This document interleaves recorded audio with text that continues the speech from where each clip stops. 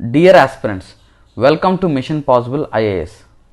So మనం ఈ editorial discussion ద్వారా డైలీ ఈనాడు పేపర్లో మనకి ఇంపార్టెంట్ ఎడిటోరియల్స్ ఏమైతే ఉన్నాయో వాటిని డిస్కస్ చేస్తున్నాం. మీ అందరికీ తెలుసు, if you are a group 1 aspirants or group 2, ఖచ్చితంగా ఈ ఎడిటోరియల్స్ అనేవి చాలా కీలకమైన రోల్ ప్లే చేస్తుంది. మన విషయ పరిజ్ఞానాన్ని పెంచడానికి ప్రయత్నం చేస్తుంది. సో ఎవరైతే ఈ ఎడిటోరియల్స్ రెగ్యులర్గా ఫాలో అవుతారో వాళ్ళకి సక్సెస్ ఛాన్సెస్ హైగా ఉంటాయి. అండ్ ఈ ఎడిటోరియల్ని బేస్ చేసుకొని మీ ప్రిపరేషన్ కనుక ప్రాక్టీస్ చేసుకొని లేటెస్ట్గా వచ్చే కంటెంట్, ఇప్పుడు ఆల్రెడీ స్టాటిక్ కంటెంట్కి లేటెస్ట్గా వచ్చే కంటెంట్ని కనుక యాడ్ చేసుకుంటూ మీరు ఆన్సర్స్ రాయడం కనుక ప్రయత్నం చేస్తే ఖచ్చితంగా మీరు సక్సెస్ అవుతారు. సో మీకోసం ఈ ప్రోగ్రామ్ని ఇనిషియేట్ చేయడం జరిగింది. సో మీరు చేయాల్సిందల్లా ఏంటంటే రెగ్యులర్గా వాచ్ చేయండి, ఎండ్ వరకు వాచ్ చేయండి. ప్రతి అంశం చాలా ఇంపార్టెంట్. ఇంకోటి ఏంటంటే మీ ఫ్రెండ్స్కి కూడా షేర్ చేయండి, లైక్ చేయండి, సబ్స్క్రైబ్ చేయండి. దాంతోపాటు మన machine possible IAS app link కూడా మేము డిస్క్రిప్షన్లో ఇస్తున్నాము. అండ్ టెలిగ్రామ్ ఛానల్ లింక్ కూడా డిస్క్రిప్షన్లో ఇస్తున్నాము. అందరూ జాయిన్ అవ్వండి, యూటిలైజ్ చేసుకోండి. Let us go to the lecture. మార్పులపై ఆచితూచి ముందడుగు. సో ఈ ఆర్టికల్ మనం అబ్జర్వ్ చేస్తే రీసెంట్గా ఆగస్ట్ 23న మన కేంద్ర ఆర్థిక మంత్రి నేషనల్ మానిటైజేషన్ పైప్లైన్ని ప్రకటించారనమాట. అందులో భాగంగా public sector enterprises, public sector units మీద ఈ ఆర్టికల్ రాయడం జరిగింది by the author. So let us start. గడిచిన సంవత్సర కాలంగా ప్రభుత్వ రంగ సంస్థల గురించి అసలైన అంశాలపై కాకుండా అన్య విషయాలపై అనవసర చర్చ జరుగుతుంది. ఎందుకంటే డిజిన్వెస్ట్మెంట్ మీద ఎక్కువ కేంద్ర ప్రభుత్వం దృష్టి పెట్టింది కాబట్టి public sector enterprises, public sector units మీద అవసరమైన చర్చ కన్నా అనవసరమైన చర్చ ఎక్కువ జరుగుతుందని ఇక్కడ ఆథర్ చెప్తున్నాడు అనమాట. 51% కన్నా ఎక్కువ వాటాలు ప్రభుత్వం చేతిలో ఉన్న సంస్థలను పిఎస్యులుగా, 100% ప్రభుత్వ వాటాలు ఉంటే పిఎస్యులుగా వ్యవహరిస్తారు. సో ఇక్కడ మనం గుర్తుపెట్టుకోవాల్సింది ఏంటంటే 51% కన్నా ఎక్కువ వాటా ఉంటే, ఇప్పుడు మనకి పబ్లిక్ సెక్టార్ యూనిట్స్కి, పబ్లిక్ సెక్టార్ ఎంటర్ప్రైజ్కి డిఫరెన్స్ చెప్తున్నాడు ఇక్కడ ఆథర్. ఏంటంటే 51% కన్నా ఎక్కువ వాటా ఉంటే అది పబ్లిక్ సెక్టార్ యూనిట్ అని అంటారు. పబ్లిక్ సెక్టార్ యూనిట్ అంటారు. అదే 100% కనుకుంటే ప్రభుత్వానికి అందులో వాటా, దాన్ని పబ్లిక్ సెక్టార్ ఎంటర్ప్రైజెస్గా చెప్తాం అన్నమాట. సో అయితే ఇటీవల దీన్నే ఉద్దేశించి ప్రధానమంత్రి ఒక వ్యాఖ్య చేశారనమాట. ఆ వ్యాఖ్య ఏంటంటే, వ్యాపారం చేయడం ప్రభుత్వ పని కాదు, వ్యాపారులకు మద్దతు ఇచ్చి ప్రోత్సహించడమే సర్కారు విధి అని ఈ ఏడాది ఫిబ్రవరిలో ప్రధానమంత్రి నరేంద్ర మోడీ ఉద్ఘాటించారు. సో అంటే వ్యాపారం నుంచి ఒక కీలకమైన రంగాల్లో తప్ప, అంటే స్ట్రాటజిక్ రంగాలు, వ్యూహాత్మక రంగాలు, మిగతా రంగాల నుంచి విత్డ్రా అవ్వాలి, డిజిన్వెస్ట్ చేసుకోవాలి అనేది ప్రభుత్వం ప్లాన్ అనమాట. వ్యూహపరంగా కీలకమైన రంగాల్లో మాత్రమే ప్రభుత్వ సంస్థలను ఏర్పాటు చేయాలన్నారు. సో ఇది ప్రధానమంత్రి స్టేట్మెంట్ అనమాట. దీన్ని బట్టి ఏమర్థం అవుతుంది, స్ట్రాటజిక్ ఏరియాస్లో మాత్రమే ప్రభుత్వం ఇన్వెస్ట్ చేయాలి, మిగతా వాటిలో అంత అవసరం లేదు. ప్రైవేట్ పర్సన్స్ని ఆర్ ఈ బిజినెస్ ఎన్విరాన్మెంట్ని, ఎకనామిక్ యాక్టివిటీని పెంచడానికి మేము మద్దతు ఇస్తాము అని ప్రధానమంత్రి అక్కడ ప్రకటించారనమాట. ఓకే, సో దీంతో పిఎస్సిల భవిష్యత్తుపై చర్చ మొదలైంది. సో అన్నిటికన్నా ఏంటంటే 100% ఏదైతే ప్రభుత్వం షేర్స్ ఉన్నాయి కదా, సో అటువంటి కంపెనీల మీద ఈ చర్చ మొదలైందనమాట. సో భారత్లో 3 రకాల ప్రభుత్వ రంగ సంస్థలు ఉన్నాయి. సో ఇది ఒకటి ఇంపార్టెంట్ అండి, నోట్ చేసుకోండి. భారత్లో 3 రకాల ప్రభుత్వ రంగ సంస్థలు ఉన్నాయి. అందులో ఒకటేంటంటే పార్లమెంటు చట్టం ప్రకారం ఏర్పాటైన సంస్థలు అనమాట. పార్లమెంటు చట్టం ప్రకారం ఏర్పాటైన సంస్థలు అంటే ఒక చట్టం చేసి స్టాట్యుటరీ ఆర్గనైజేషన్స్ అని అంటారు. ఓకే, సో అదొకటి. రెండోది ఏంటంటే రైల్వే, ఆకాశవాణి, దూరదర్శన్, ఆయుధోత్పత్తి కర్మాగారాలు, తంతి తపాలా వంటి మంత్రిత్వ శాఖాపరమైన సంస్థలు. రెండోది ఏంటంటే మంత్రిత్వ శాఖాపరమైన సంస్థలు. దానికి ఎగ్జాంపుల్ ఏమి ఇచ్చాడంటే ఆకాశవాణి, దూరదర్శన్, ఆర్డినెన్స్ ఫ్యాక్టరీస్. మూడోది ఏంటంటే కేంద్ర మంత్రివర్గ నిర్ణయాల ద్వారా ఏర్పాటైనవి. కేంద్ర మంత్రివర్గ నిర్ణయాల ద్వారా ఏర్పాటైనవి అన్నమాట. ప్రభుత్వ ఆస్తుల విక్రయం. సో ఇటీవల మనకు బాగా న్యూస్లో ఈ ఇన్ఫర్మేషన్ మనకి ప్రభుత్వ ఆస్తుల విక్రయం, స్టీల్ విశాఖ స్టీల్ ప్లాంట్ విక్రయం అని మనం న్యూస్లో చూస్తున్నాము. అయితే గవర్నమెంట్ ప్లాన్ ఏంటి? సో బ్యాంకులను మినహాయించి మొత్తం కేంద్ర పిఎస్యుల సంఖ్య 348. సో అంటే బ్యాంకులను మినహాయిస్తే మిగతా పిఎస్యుల సంఖ్య ఎంతంటే 348. వీటిలో 262 పిఎస్యులు 37 మంత్రిత్వ శాఖల కింద పనిచేస్తున్నాయి. వాటిలో 58 స్టాక్ మార్కెట్లో నమోదైనవి. 178 పిఎస్యులు లాభాల్లో ఉంటే 84 రూపాయలు 44,817 కోట్లు నష్టాలను ప్రకటించాయి. సో ఇక్కడ ఏంటంటే 262 పిఎస్సీలు ఉంటే అవి 37 మంత్రిత్వ శాఖల కింద పనిచేస్తున్నాయి అన్నమాట. అయితే అందులో 58 ఏమో స్టాక్ మార్కెట్లో నమోదయ్యాయి, రిజిస్టర్ చేసుకున్నాయి. 178 పిఎస్సీలేమో లాభాల్లో ఉన్నాయి. 84 ఏమో నష్టాల్లో ఉందన్నమాట. ఎంత నష్టాల్లో ఉన్నాయి? 44,000 కోట్ల రూపాయలు, 44,817 కోట్ల రూపాయలు నష్టాల్లో ఉందన్నమాట. కొన్ని పిఎస్సీలు వ్యాపారంలో సహజ ఎగుడు దిగుళ్ళు వల్ల తాత్కాలికంగా నష్టాలు చవిచూస్తున్నాయి. సో సహజ ఇది చూడండి, అప్స్ అండ్ డౌన్స్. ఇప్పుడు ప్రైవేట్ బిజినెస్లో కూడా అప్స్ అండ్ డౌన్స్ ఉంటాయి, గవర్నమెంట్ సెక్టార్స్లో, గవర్నమెంట్ ఎంటర్ప్రైజెస్లో కూడా అప్స్ అండ్ డౌన్స్ ఉంటాయి. ఎందుకనంటే ఇట్ ఈస్ న్యాచురల్ అనమాట, డిమాండ్ అండ్ సప్లై బట్టి మనకు ఉంటుంది. కాబట్టి అన్ని పిఎస్సీలలో మొత్తం ప్రభుత్వం పెట్టుబడులు 26.33 లక్షల కోట్లు. అంటే ప్రభుత్వ పెట్టుబడి ఎంత? 26.33 లక్షల కోట్ల రూపాయలు. నికర లాభం ఎంత? నెట్ ప్రాఫిట్ 1.42 lakh crores అనమాట. ఇది నికర లాభం. ఈ ప్రభుత్వ రంగ సంస్థలకు మొత్తం 10 లక్షల కోట్లు మిగులు నిధులు ఉన్నాయి. ఇది గుర్తుపెట్టుకోండి. సో పెట్టుబడేమో 26.33 లక్షల కోట్లు, అందులో 1.42 లక్షల కోట్లు లాభం, నికర లాభం వచ్చింది. 10 లక్షల కోట్లేమో మిగులు నిధులు ఉన్నాయన్నమాట ఈ పిఎస్యుల దగ్గర. సో అసెట్స్ ఉన్నాయి. సో కేంద్ర పిఎస్ఈలు నుంచి ఎక్సైజ్, కస్టమ్స్ సుంకాలు, జిఎస్టీ, కార్పొరేట్ పన్ను, డివిడెండ్లు తదితర రూపాల్లో కేంద్ర ఖజానాకు 2019-2020లో దాదాపు 3.78 లక్షల కోట్ల ఆదాయం లభించింది. ఇది గుర్తుపెట్టుకోండి. ఒక్క సంవత్సరంలోనే ప్రభుత్వానికి వచ్చే ఆదాయం ఎంత? 3.78 లక్షల కోట్ల ఆదాయం. అంటే అన్ని రకాల పన్నులు, ఇప్పుడు మనకి కస్టమ్స్ అవ్వచ్చు, ఎక్సైజ్ అవ్వచ్చు, జిఎస్టీ, కార్పొరేట్ పన్ను, డివిడెండ్లు, ఇలా మొత్తం కలిపి ప్రభుత్వానికి వచ్చే ఆదాయం ఎంత? 3.78 లక్షల కోట్లు. సో అది హ్యూజ్ అమౌంట్, తక్కువేం కాదు. నీతి ఆయోగ్ రూపొందించిన జాతీయ ద్రవ్యీకరణ పథకం కింద పిఎస్సి ఆస్తుల విక్రయం ద్వారా రూపాయలు 2.5 లక్షల కోట్లు సమీకరించాలని కేంద్రం ఆశిస్తుంది. సో ఇక్కడ మనకు అబ్జర్వ్ చేస్తే నేషనల్ మానిటైజేషన్ పైప్ లైన్ అని ఇందాక మనం చెప్పుకున్నాం కదా.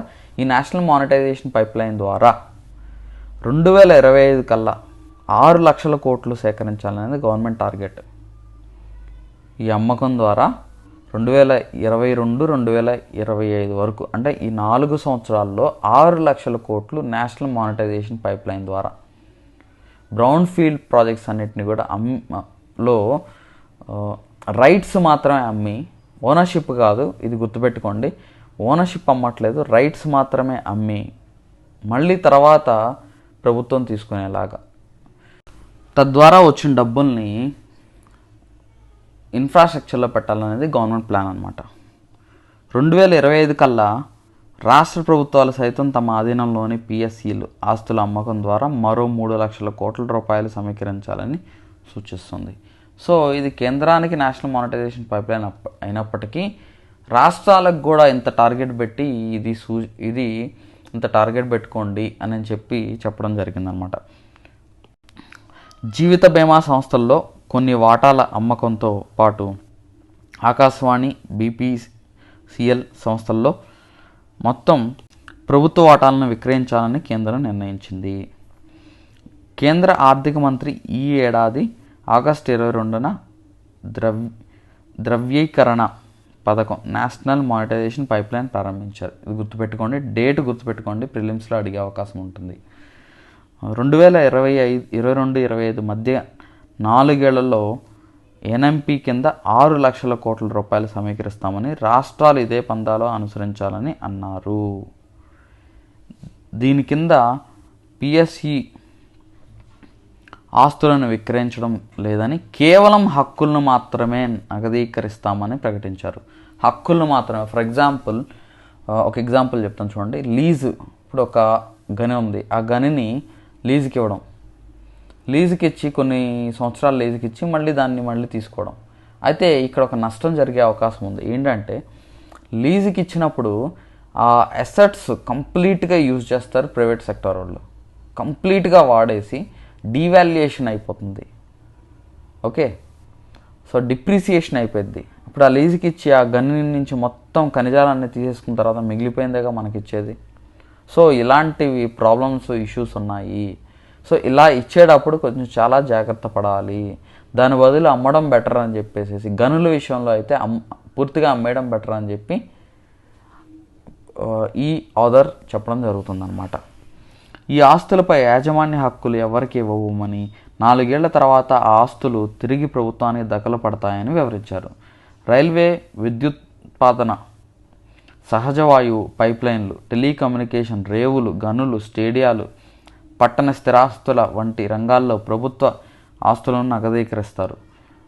లీజ్, ప్రభుత్వ ప్రైవేటు భాగస్వాములు, రాయితీలు, పెట్టుబడి, ట్రస్టుల వంటి మార్గాల్లో ఏటా ప్రభుత్వానికి కొంత ఆదాయం లభిస్తుందని సర్కారు ఆశిస్తుంది. సో ఏవి సహజ వాయువు పైప్లైన్లు అవ్వచ్చు, టెలికమ్యూనికేషన్లు, రేవులు, గనులు, స్టేడియాలు, పట్టణ స్థిరాస్తులు ఆస్తులు నగదు సేకరిస్తారు. సో ఇలాంటి ఏరియాస్లో వాటిని అమ్మడం కానీ సేకరిస్తారనమాట. లీజు చేసి ప్రభుత్వ ప్రైవేటు భాగస్వామ్యాల్లో ఇన్వాల్వ్ అయ్యి రాయితీలు, పెట్టుబడి, ట్రస్టులు వంటి మార్గాల్లో కొంత ఆదాయం ప్రభుత్వానికి వస్తుంది ఇక్కడ. అయితే ఆశ్రితులకు తక్కువ లీజుకే ప్రభుత్వ ఆస్తులను కట్టబెట్టబోతున్నారు. లీజు కాలం పూర్తయ్యాక ఆస్తుల విలువ అరుగుదల తరుగుదలతో క్షీణిస్తుందని విమర్శలు వస్తున్నాయి. ఇక్కడ అన్నిటికన్నా మెయిన్ ఇదండి. సో ఎవరికి ఇవ్వాలి, ఎలా ఇవ్వాలి, మళ్ళీ వాళ్ళు తిరిగి ఎలా చెప్పాలి అనేది ఇంపార్టెంట్. సో వాల్యూ పడిపోయిన తర్వాత, వాల్యూ డిగ్రేడ్ అయిన తర్వాత మళ్ళీ రిటర్న్ గవర్నమెంట్కి ఇవ్వడం, ఆర్ తక్కువ ధరకే, తక్కువ లీజుకే ప్రభుత్వము ప్రైవేట్ సంస్థలకు కట్టబెట్టడం అనేది చేస్తే మాత్రం అది మనకి తీరని నష్టం జరుగుతుందన్నమాట. దీనివల్ల వచ్చే లాభం కన్నా నష్టం ఎక్కువ జరుగుతుంది. ఎందుకంటే ఇంతకాలం ఆ పబ్లిక్ సెక్టర్ యూనిట్స్ కానీ, ఎంటర్ప్రైజెస్ కానీ చాలా కష్టపడి వాళ్ళు సంస్థలు లాభాలు పొందుతున్నారు. కొన్ని నష్టాలు ఉన్నప్పటికీ ఆ నష్టాలు ఉన్న ఏరియాస్లో అక్కడ అంతవరకు మాత్రమే వాటిని, నష్టాలు ఉన్న వాటిని అమ్మితే సరిపోతుంది. కానీ లాభాల్లో ఉన్న వాటిని మాత్రం అమ్మకుండా జాగ్రత్త పడాలని ప్రభుత్వానికి ఆర్డర్ చెప్తున్నాను అనమాట. ఉదాహరణకు ఒక గనిలో ఖనిజాన్ని పూర్తిగా తవ్వుకొని ప్రభుత్వానికి అప్పగిస్తే ఉపయోగం ఏముంటుంది? ఇలాంటి ఆస్తులను లీజుకి ఇచ్చే బదులు పూర్తిగా విక్రయించడం ఉత్తమం, అంతే కదండి. సో కింగ్ కర్తవ్యం. అయితే ఇప్పుడు మన కర్తవ్యం ఏంటి?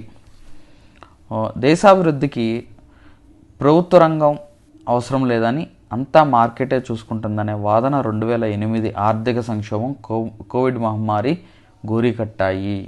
సో ఇలాంటి యాటిట్యూడ్తో అయితే ఏ ప్రభుత్వం ఉండకూడదు. ఎందుకనంటే దానివల్ల తీరని నష్టం వస్తుంది. విపత్తు టైంలో ప్రభుత్వమే ఆదుకోవాలి. సో ప్రైవేట్ సెక్టర్ ముందుకు రాదు.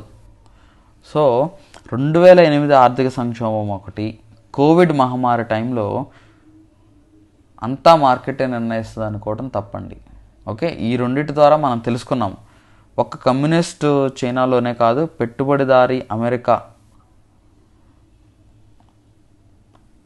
అమెరికాలో ఆ మాటకొస్తే అంతర్జాతీయ ద్రవ్యనిధి IMFలోనూ ప్రభుత్వ రంగ ప్రాధాన్యాన్ని ఎవ్వరూ తోసిపుచ్చడం లేదు. ఇది గుర్తుపెట్టుకోండి, ప్రభుత్వ రంగ ప్రాధాన్యం. ఈవెన్ చైనా అవ్వచ్చు, అమెరికా అవ్వచ్చు, IMFలో అవ్వచ్చు, ప్రభుత్వ రంగం చాలా చాలా ఇంపార్టెంట్. రానున్న 30 నుంచి 50 ఏళ్లలో అంతరిక్షం, ఆరోగ్యం, కొత్త తరహా ఔషధాలు, టెలికాం వంటి సాంకేతిక రంగాలు విప్లవాత్మక అభివృద్ధిని అందుకోనున్నాయి. సో ఎస్పెషల్లీ అంతరిక్షం మనం ఇప్పుడే చూస్తున్నాము, చాలా డిఫరెంట్ ఎక్స్పెరిమెంట్స్ చేస్తున్నారు. అఫ్కోర్స్ ప్రైవేట్ పర్సన్స్ ఇన్వాల్వ్ అయ్యారు, చేస్తున్నారు. ఓకే, ఈ రంగాల్లో పరిశోధన అభివృద్ధిపై భారీ పెట్టుబడులు ప్రభుత్వమే పూనుకోవాలి. సో ఈ రంగాలన్నీ టెలికమ్యూనికేషన్ అవ్వచ్చు, ఆరోగ్యం, కొత్త తరహా ఔషధాలు, సో స్పేస్ విషయంలో, అంతరిక్షం, ఈ రంగాల్లో ప్రభుత్వమే పెట్టుబడులు పెట్టాలి. 6G సాంకేతికతలో తక్షణం $20 కోట్ల విత్త మూలధనంగా పెట్టుబడి పెడతానని, దీన్ని క్రమక్రమంగా పెంచుకుంటూ పోతానని నెల క్రితం దక్షిణ కొరియా ప్రకటించింది. ప్రభుత్వ రంగం పనికిమాలినదనే భావన తప్పనడానికి ఇదే నిదర్శనం. భారత జాతీయ చెల్లింపుల సంస్థ, so national payments corporation of India, ఇది ఒక example. National payments corporation of India is an example అండి. సో అదేవిధంగా మనకి దక్షిణ కొరియాలో కూడా మనం చూస్తున్నాం, కొత్త టెక్నాలజీ వస్తే దాని మీద ప్రభుత్వం ఇన్వెస్ట్ చేస్తానని ముందుకు వచ్చింది. సో మనకు కూడా ప్రభుత్వాలు ఇలా ముందుకు రావాలన్నమాట. సో నేడు దేశంలో డిజిటల్ చెల్లింపులు ఊపందుకోవడానికి ఈ సంస్థే మూల కారణం. National payments corporation of India చాలా ఇంపార్టెంట్ రోల్ ప్లే చేస్తుంది. UPI కానీ ఇలాంటి మంచి డిజిటల్ పెనిట్రేషన్కి పెరగడానికి national payment corporation of India introduce చేసిన వ్యవస్థలు చాలా బాగున్నాయి. ఓకే, సో ప్రభుత్వ రంగ వాటాను విక్రయించడం అంటే మనుగడ కోసం కుటుంబ ఆస్తులను తెగనమ్ముకోవడమే. ప్రభుత్వ రంగ సంస్థల ఆస్తుల అమ్మగా వచ్చే సొమ్ములను ఓట్ల కోసం నగదు బదిలీ పథకాల్లో ఖర్చు చేస్తే చివరకు చేతిలో చిల్లిగవ్వ కూడా మిగలదు. సో ఇదొకటి మనం చాలా గుర్తుపెట్టుకోవాలి. ఎందుకనంటే సో అది అమ్మినది మళ్ళీ ఇన్వెస్ట్ చేస్తే పర్లేదు, కానీ అది తీసుకెళ్ళి మళ్ళీ నగదు బదిలీ పథకాల్లో కనుక ఇన్వాల్వ్ అయితే మాత్రం, దాంట్లో ఉపయోగిస్తే ఖచ్చితంగా అది మనకి లాస్ అవుతుంది, ₹1 కూడా మిగలదనమాట. దీని బదులు ఆ నగదును ప్రత్యేక ఎస్క్రో ఖాతాలో భద్రపరచడం ఉత్తమం. ఆ నిధులను భావి తరాల వికాసానికి తోడ్పడే మౌలిక వసతుల నిర్మాణంపై, మేధా హక్కుల సృష్టి మీద వెచ్చించాలి. సో ఇది గుర్తుపెట్టుకోండి, మౌలిక వసతులు అన్నిటికన్నా ముఖ్యం. మనం చాలా వెనకబడి ఉన్నాము, వెన్ కంపేర్ టు చైనా కానీ, వెన్ కంపేర్ టు అమెరికా కానీ. ఓకే, సో అమెరికా ఇలాంటి కార్యక్రమాల కోసం జాతీయ సైన్స్ ఫౌండేషన్కు నిధులు కేటాయిస్తుంది. చమురు ఎగుమతుల ద్వారా లభిస్తున్న విదేశీ మారక ద్రవ్యాన్ని నార్వే తన సార్వభౌమ నిధిలో భద్రపరిచి భావి తరాల అభివృద్ధికి వెచ్చిస్తుంది. ఇది గుర్తుపెట్టుకోండి. నార్వే కూడా ఏంటంటే చమురు అంటే ఆయిల్ అమ్మగా వచ్చిన డబ్బుల్ని ఒక ప్రత్యేక అకౌంట్లో పెట్టి భావితరాలకు ఉపయోగపడేలాగా అభివృద్ధి కార్యక్రమాలు చేస్తుందన్నమాట. చైనా, ఇజ్రాయెల్, సింగపూర్ ప్రభుత్వాలు తమ పందాలో ఇటువంటి కార్యక్రమాలను చేపడుతున్నాయి. భారత్ వాటిని ఆదర్శంగా తీసుకొని పురోగమిస్తే ఆర్థిక వ్యవస్థ గాడిన పడుతుంది. సో అయితే ఇక్కడ మనం గుర్తుపెట్టుకోవాల్సింది ఏంటంటే, పబ్లిక్ సెక్టార్ యూనిట్స్ కానీ, ఎంటర్ప్రైజెస్ కానీ డిస్ఇన్వెస్ట్మెంట్ చేసినప్పటికీ ప్రభుత్వం చాలా తెలివిగా, చాలా నష్టం వచ్చే ఏరియాల్లో డిస్ఇన్వెస్ట్మెంట్ చేస్తే సరిపోతుంది, కానీ లాభాలు వచ్చే రంగాల్లో డిస్ఇన్వెస్ట్మెంట్ చేయాల్సిన అవసరం లేదు. దానివల్ల మనకే నష్టము. నెక్స్ట్ ఇక్కడ రైట్స్ మాత్రమే అమ్ముతానంటుంది, కానీ అది మళ్ళీ మనకు తిరిగి వచ్చేటప్పుడు అది ఏ విధంగా మనకు వస్తుంది అనేది ఇంపార్టెంట్. ఓకే, బ్రిటిష్ వలస పాలనలో నాశనమైన ఆర్థిక వ్యవస్థను పునరుజ్జీవింపజేయడానికి పారిశ్రామికీకరణ అవసరమని స్వతంత్ర భారతం గుర్తించింది. స్వావలంబన, ఉపాధి కల్పన, ఆర్థికాభివృద్ధి సాధనకు మన ప్రభుత్వాలు నడుం బిగించాయి. బ్రిటిష్ దోపిడీ వల్ల భారత్ తీవ్ర పెట్టుబడుల కొరతను ఎదుర్కొంది. ప్రైవేటు రంగం ధైర్యంగా పెట్టుబడులు పెట్టే వాతావరణం లేదు. అందువల్ల పరిశ్రమల స్థాపన తానే చొరవ తీసుకొని కేంద్ర ప్రభుత్వం గ్రహించింది. బెల్, సెయిల్ తదితర సంస్థలను నెలకొల్పింది. వెనుకబడిన ప్రాంతాల్లో పరిశ్రమలు స్థాపించి అభివృద్ధికి ఊపునిచ్చింది. విద్యా, వైద్యంతో పాటు విద్యుత్, రైల్వే, రహదారులు, ఉక్కు, రేవులు, గనులు, పెట్రోలియం తదితర ఉత్పాదన రంగాల్లో పెట్టుబడులు పెట్టింది. వీటి ఉత్పత్తులకు తానే మార్కెట్ చేసింది. తరువాత కాలంలో ఈ రంగాల్లో పెట్టుబడులు పెట్టడానికి ప్రైవేట్ సంస్థలు ముందుకొచ్చాయి. బెల్, ఈసీఐఎల్, ఐడిపిఎల్ వంటి అనేక అనుబంధ సంస్థలకు జన్మనిచ్చే మాతృ సంస్థలుగా నిలిచాయి.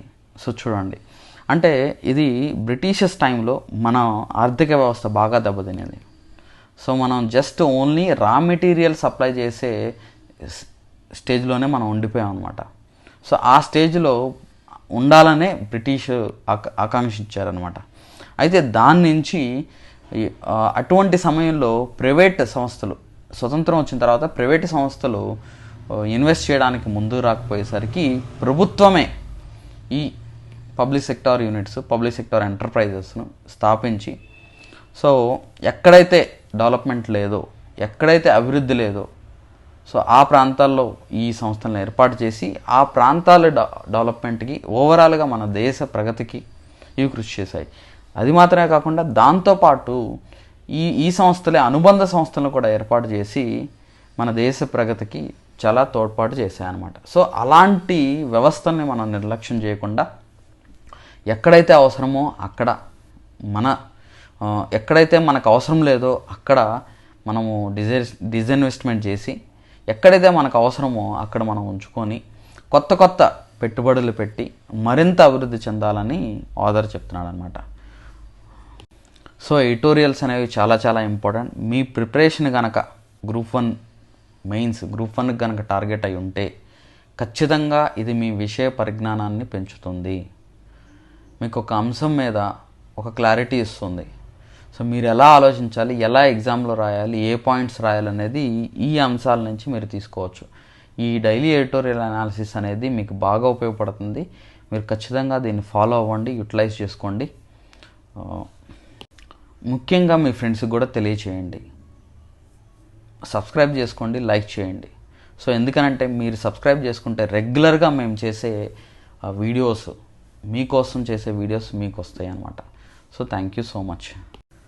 సో ఆస్పిరెంట్స్, మనము APPSC group 1 daily mains answer writing programme mission possible IAS మీకు అందిస్తుంది అనమాట.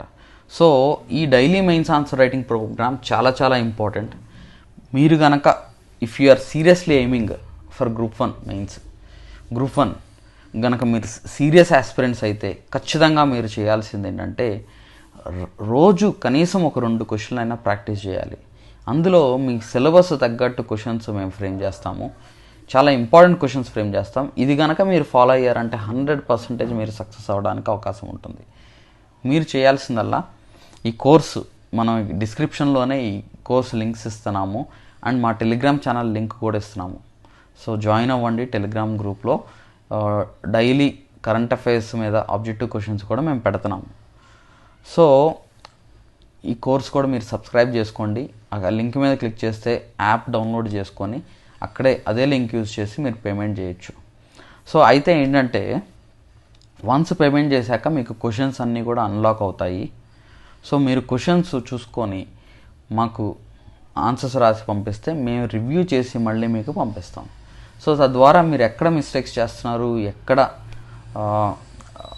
డైవర్ట్ అయ్యారు క్వశ్చన్లో అనేది మేము చెప్పడం జరుగుతుంది.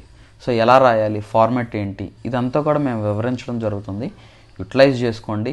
100% ఇది మీకు చాలా వాల్యుబుల్ కోర్స్. చాలామంది students they felt very very happy for it. Utilise చేసుకోండి and thank you so much.